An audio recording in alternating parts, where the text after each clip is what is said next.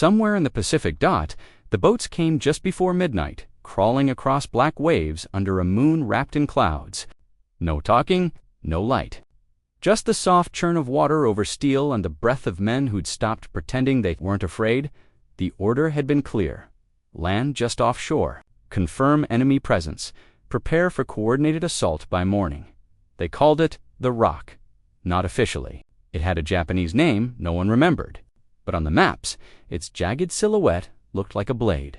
The brass told stories about reinforced bunkers, concrete networks, jungle traps that chewed up legs and lungs. Hundreds of Japanese troops were believed to be inside. It was a fortress, a bunker, a tomb, the kind of place you only left in body bags. The first, Marines hit the beach and expected fire. They got fog, no flares, no gunfire, no shouting, just jungle. Just walls, and silence that felt wrong, not peace, ambush. They advanced slowly, weapons up, formation tight. The radio stayed crackling but empty. Someone called movement, left, but then lowered their voice. Just shadows. Then they reached the first structure, a concrete doorway carved into the hillside. Reinforced steel sealed the entrance. No guards, no damage. Not even blood. Inside were pristine ration crates stamped with the Imperial emblem. Rice sacks, canteens still full. But no men, no sound, no war. They cleared 3 bunker entries that night. All the same, fully stocked, not a soul to be found. Then the order came. Withdraw. The invasion's canceled. By morning, the Marines were gone. The island was quiet again, and the Rock, the fortress built to repel an American wave, sat untouched, waiting for a battle that would never come. Before it was a tomb, it was a blueprint. The Imperial Japanese Army didn't just build bunkers. It carved its beliefs into earth and stone, doctrines into corridors, pride into reinforced concrete. They called it Komokumore, the Silent Wood. The Americans renamed it the Rock, but within the Japanese Defense Corps stationed there, it was known as something else, Shika no Oka, the Waiting Tomb. Construction began quietly in 1939, long before Allied eyes fixed on the Pacific, and it continued, layer by layer, trench by trench for nearly 5 years. This wasn't a forward base, it was a strategy hardened into a structure.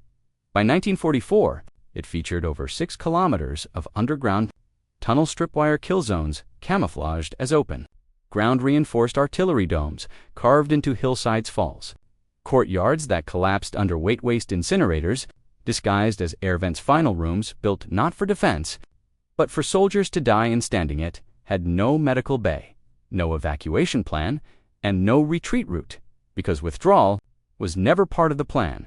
It was designed by Colonel Shoji Nakamura, engineer raised in the mountains of Ao, trained in Tokyo, hardened in Manchuria. But he wasn't an architect. He was a believer. To delay is to defend. To suffer is to serve. To die without retreat, that is the final victory, he wrote in his field notes. His fortress was not designed to stop an army. It was designed to consume one. Across the walls were stenciled phrases. Hold until your bones turn gray. You are not trapped, you are chosen. And above every ammo locker, this chamber is your temple. Defend it as such. The garrison assigned to the Rock numbered over 700 men, mostly infantry, all sworn to a final oath: do not retreat, do not surrender, do not surrender. Do not die until every bullet is spent. These men trained in the dark, ate in silence, prayed over the barrels of their rifles. One soldier, in a letter never sent, wrote, "It will not be a quick death, but it will be a worthy one." They rehearsed daily, firing from hidden slots, collapsing corridors, and advancing troops' suicide ambush drills with grenades under vest cleaning. Skulls from training mannequins each man knew his place. Every foot of island dirt had a number, a use, a purpose. The idea was elegant through horror. If the Allies couldn't just skip your island, they had no choice but to break themselves against it. The Rock's defenders wanted the Americans to land, to bleed, to burn millions of dollars and thousands of lives. 30-foot tunnels. To learn that numbers couldn't reshape death once it was buried deep enough to wait. Honor for them wasn't winning. It was costing as much as possible on the way down. But what none of them imagined was that the deadliest weapon the Americans would bring was silence, while Japan carved its pride into stone. America started drawing arrows on maps. By 1943, the Pacific War had transformed. It was no longer about who had the strongest castle. It was about who could move the fastest, drop the hardest, strike first, and vanish. From the war rooms in Pearl Harbor and Brisbane, a new philosophy was born, drafted, not encouraged, but calculus. From the minds of men like Douglas MacArthur, Chester Nimitz, and Admiral Raymond came a doctrine designed to break empires, not with blood, but with irrelevance. They called it island hopping. But that was just the headline. Behind it was a colder logic. Why storm a fortress when you can starve it? Instead of crashing waves of soldiers against every island garrison, the Americans began surgically advancing, leapfrogging, hardened positions, and building airstrips behind them. Fortified islands were skipped, supply chains cut, resources drained, radio silence fell, no bullets exchanged, just ceilings collapsing slowly from within. This wasn't retreat, it was redefinition. By the time Japan realized what was happening, dozens of its immovable garrisons were surrounded not with men, but with emptiness, no food, no fuel, no shipping lanes, just radio orders from Tokyo that would never be answered. In a 1944 strategy memo, a Marine staff officer wrote, "Our goal is not to prove ourselves against every defense. Our goal is to end the war faster than they can understand it." It worked. The Japanese had built cathedrals of death, and the Americans simply refused to walk through the doors. In 1 month alone, MacArthur bypassed 4 separate beachheads, all considered suicidal to attack. By doing so, he freed up over 60,000 soldiers for follow-up operations. Nimitz, on the other hand, turned the Central Pacific into an amphibious highway.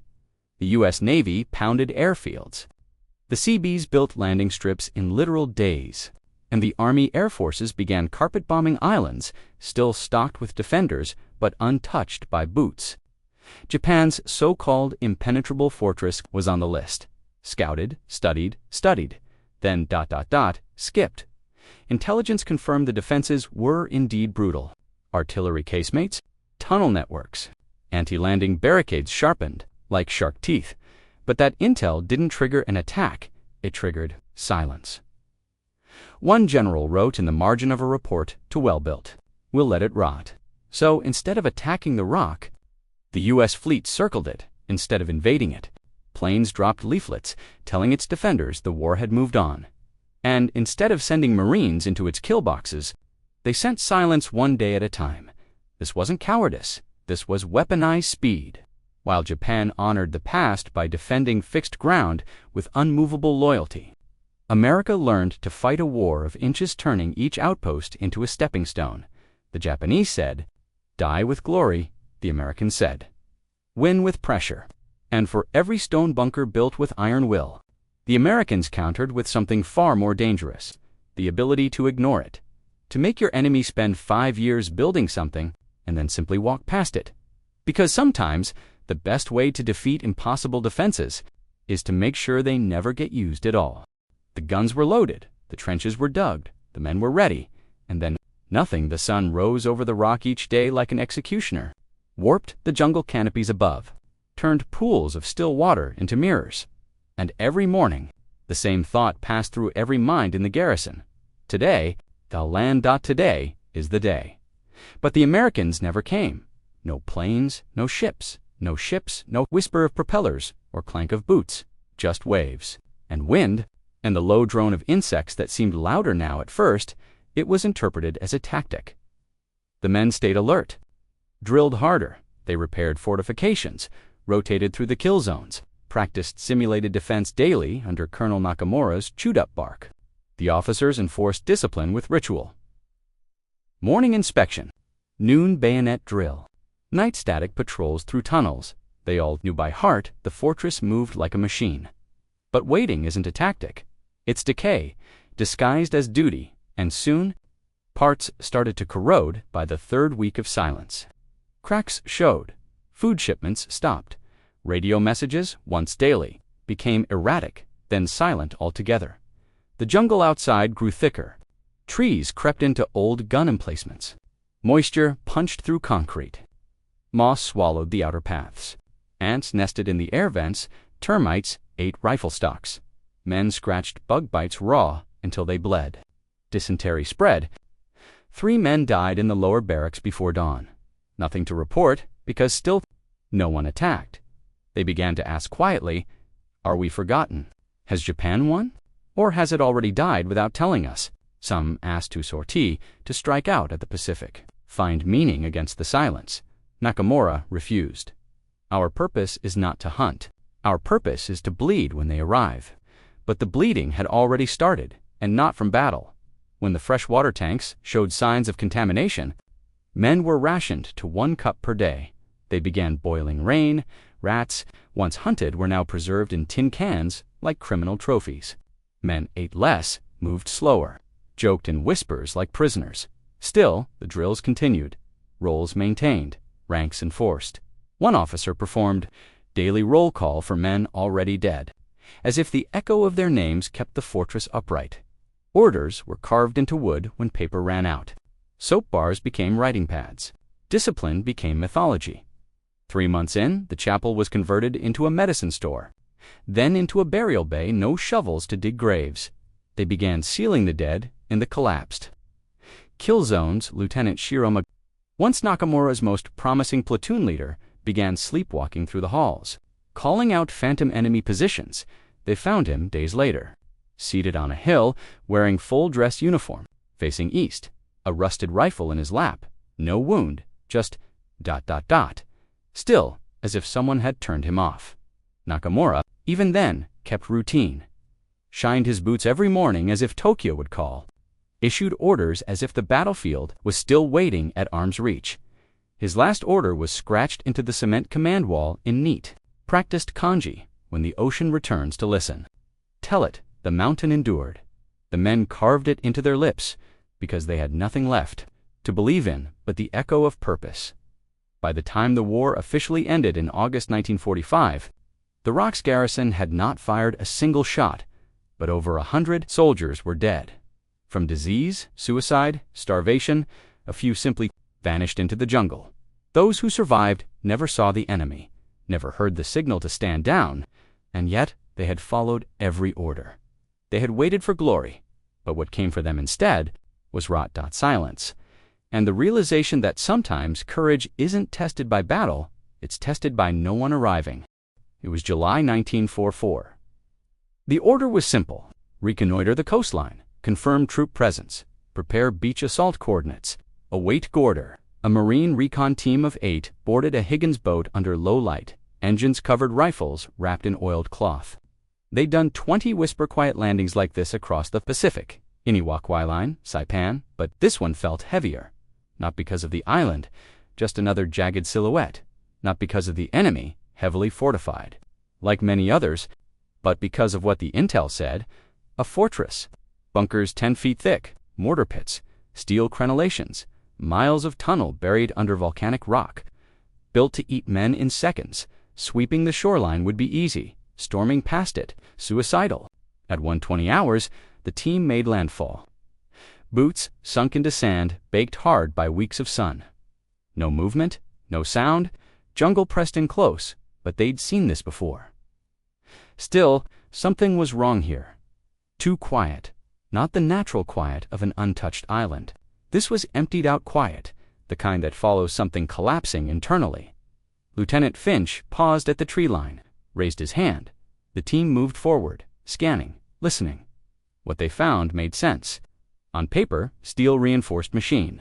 Gun nests, stank traps, buried waist-deep fire lanes, pre-marked with chalk that hadn't faded gun barrels with no rust ammo crates, still sealed and untouched down. No guards, no alarms, not even tracks in the dirt. Almost like the entire structure had been sealed. From the inside, Finch radioed back what he saw. His voice crackled through to a command ship 20 miles offshore. They waited for the go command. It never came. Instead, after 20 minutes of hovering in half-loaded adrenaline, the call came through. Abort. New priority target. Pull back, burn the maps. No explanation, no follow-up, just static after confirmation. Finch didn't argue. Marines don't argue with silence from above. They marked what they could. buried a proximity beacon for aerial reconnaissance, and slipped back into the surf. As quickly as they had arrived. They were gone.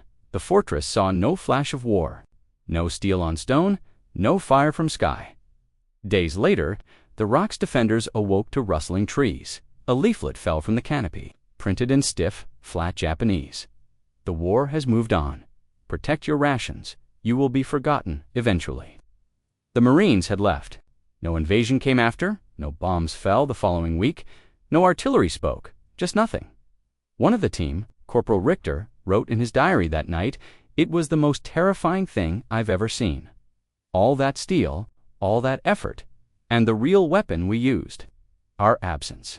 The operation was never logged publicly. It got no name, no ribbon, no campaign star. It became one of a dozen bypassed victories that were never fired. But the echoes still rang, because somewhere inside all that concrete, 700 men kept waiting. For a fight that wasn't coming. That was their war, and this was ours.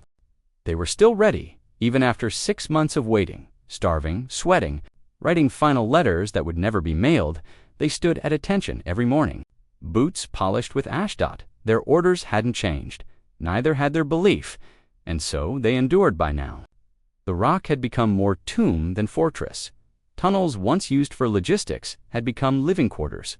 Machine gun emplacements were sealed off not from the enemy, but from the Anstott rations were stretched to mathematical exactness. 2 spoonfuls of rice per man, 1 cup of water. When that ran out, they drank boiled moss and chewed bark boiled from rifle stocks. One soldier ground dried leather into powder and mixed it with salt. Another kept a rat skull in his shirt pocket for luck. It had once been a joke. No one laughed now. Inside this slow-motion siege, the rituals remained. Brass was still polished, rifles still Clindevan. If they would never fire, drills were held. Once a week to conserve calories, but swords were still. Sharpened. Orders still read. Honors still saluted. Bushido had not died. Only the men had by September. They had buried 150, mostly under the old mortar bays. There was no soil soft enough to dig graves anymore. So they stacked stones and carved names into the walls using sharpened canteen edges. When they ran out of space, they stopped writing them altogether. Colonel Nakamura had stopped speaking weeks earlier. Not out of madness, out of disappointment. No order had come. No battle arrived.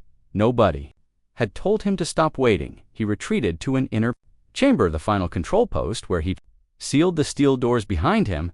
Only one guard stood outside, a private who whispered morning reports through a mail slot, and never got a reply. They kept it locked out of respect. By October, there were less than 300 men left. Most were shadows, hollowed out by parasites and heat strokes, sleeping 1 hour a night. Waking at phantom sounds, they carried full packs in circles, not for readiness, for purpose. One was found walking laps around a supply crate, muttering target distances that no longer existed. Another, eyes red, recited Morse code out loud to no one. Private Hiroshi Yamada, once a farmer from Ibaraki, began carving poems into the tunnel walls. He used the heel of a knife. The enemy never came so. We made them out of echoes. The final verse was found beneath a map drawn in charcoal. We were told to die with honor. But what if honor forgot us? He hung himself a day later. Then came the final week. Fires broke out along the eastern corridor. They had no tools to fight them anymore. The walls blackened. Concrete cracked. Ammo exploded in chained screams as smoke filled the fortress. The survivors did what they were trained to do. They held one platoon blind and Chokantuk, fixed bayonet positions just inside their firepoint entrance. The men beside them collapsed one by one, from heat, from exhaustion, from some poison the fire had released. But not one of them moved back, because retreat was not allowed. In the final entry of a rust-covered field journal found later, an anonymous officer wrote, "We constructed a fortress so perfect, so absolute. It could not be taken, so they didn't take it. They simply moved past us. We stood like statues and discovered statues do not bleed, but they do break." When the American teams arrived a year later, with clipboards instead of rifles, They found the fortress still sealed, Doors bolted from the inside, barricades set with precision, ammunition. Untouched. Inside 120 corpses, all starved, all armed. Many at their posts, some with swords still sheathed, no helmets out of place, no defensive position, abandoned, greeted death like a drilled dot. No battle had ever come to these men, and yet they died as if it had, because sometimes the final war isn't between nations, it's between meaning, and the silence that replaces it. The doors didn't creak, they groaned.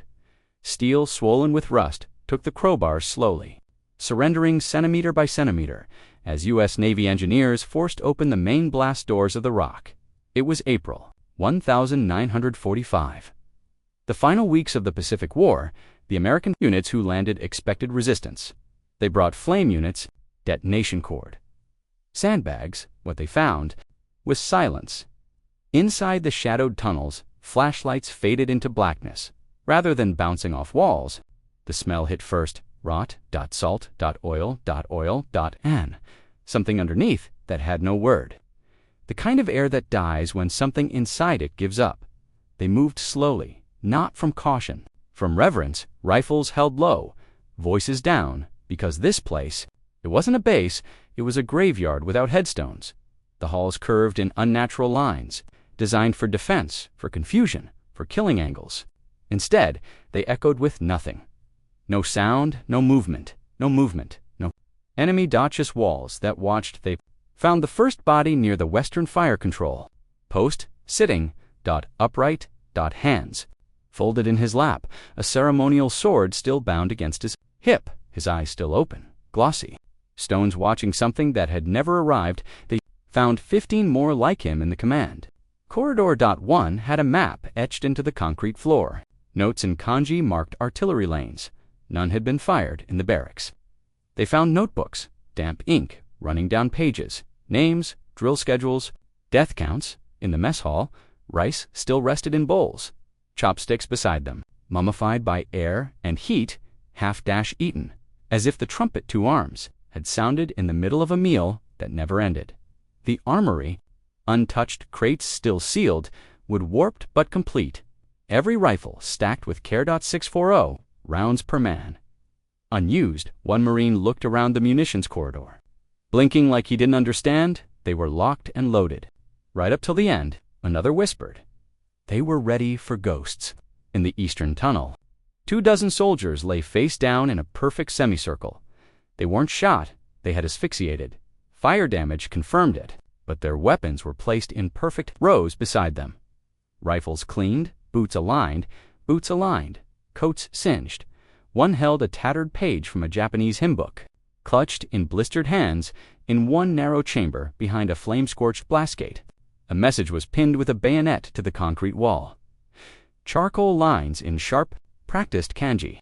We did not lose, we were simply not permitted to fight. There were no survivors, no prisoners, just disciplined decay. Even death had formation in this place. When the inspection was complete, a handwritten summary was passed up to Division Command. Its final paragraph read, "Enemy presence neutralized. Garrison status, deceased resistance. None. Fortress condition. Intact, ammunition maintained. Final assessment, enemy died." Standing, the High Command didn't know what to do with what they found. There was no propaganda value, no bravery for the cameras, no narrative of glorious victory. Just men who died waiting, staring down a war that never looked back. The Americans sealed the site after recovery. No demolition, no flames, no flags, just boards, wire, a sign restricted unstable ground. They didn't touch it again because deep down, even victorious armies recognize sacred places, even when no one was watching. The rock never surrendered. It wasn't destroyed. It never even fought, and yet it lost. What the Japanese called invincible. What engineers built with 5 years of labor, sweat, and sacrifice was defeated by a single word: bypass. No gunfire, no siege, no bodies left on the beach, just a radio order, a red line drawn around the island on an American map, and then silence. America hadn't outgunned the fortress. They had outgrown it. They evolved while Japan prepared to refight the last war, digging deeper holes, pouring thicker concrete, building bigger bunkers. But America stopped chasing bastions. They chased momentum. This wasn't cowardice. It was control to ignore something not accidentally, but completely on purpose was the ultimate insult to any strategy. Built on honor, the Rock was made to be stormed. It was created to die in glory. But glory can't exist if the enemy never arrives in Tokyo. Documents recovered after the war revealed that High Command never told the Rock it had been bypassed. They needed their defenders to believe the enemy was coming because legacy demanded sacrifice, not logic. And so the men inside held long after they had been erased from the campaign, not by betrayal, but by design. One American strategist wrote in 1946, "We discovered you don't have to destroy the enemy's stronghold, you just have to convince him that it matters. While you move past it, that's the deeper lesson of the Rock. Sometimes the way to win a war isn't just through superior weapons. It's knowing which battles are worth fighting and which ones are already yours. The moment you decide, they're not necessary." Japan's doctrine had been built on Bush, death before surrender, and fixed defense. America's had evolved into something colder. Control the air, control the sea, cut the island off, move on. The Rock was never meant to stand alone, but war changed, and the world didn't wait for those who stood. Still, there's no memorial for the Rock, no plaque, no name carved into history books, but behind the empty corridors lies a quieter legacy. The cost of building greatness for a war that never shows up, and the truth that sometimes the cruelest defeat is being forgotten. They built it to be eternal, reinforced concrete, tunnel networks carved from volcanic stone, trapdoors, false walls, steel bolts thick enough to stop tanks. It was meant to survive the war, and in a way, it did. It was never conquered, never shelled, never stormed, broken, but it still fell, without fire, without flags, without a single American soldier crossing the threshold in combat. The Rock was defeated not by battlefield brilliance, but by irrelevance. Because the Americans never needed to take it. They had already moved past it. In the end, the mighty fortress stood. Because no one asked it to fall, its defenders believed they were upholding glory, and they did until the food ran out, and the radios went silent, and the command structure crumbled inside their skulls. Yet still, they wore their uniforms. Still, they mounted drills. Still, they held the line against a ghost. Now, vines trace the walls, salt clings to rifle racks, and helmet shadows sleep in the dark where sunlight never reached. Somewhere below, messages sit etched in stone. We waited with our rifles, and silence was the only enemy who came. Subscribe to remember the fortresses that didn't fall by force, but by forgetting, because sometimes the loudest stories are found in the quietest places.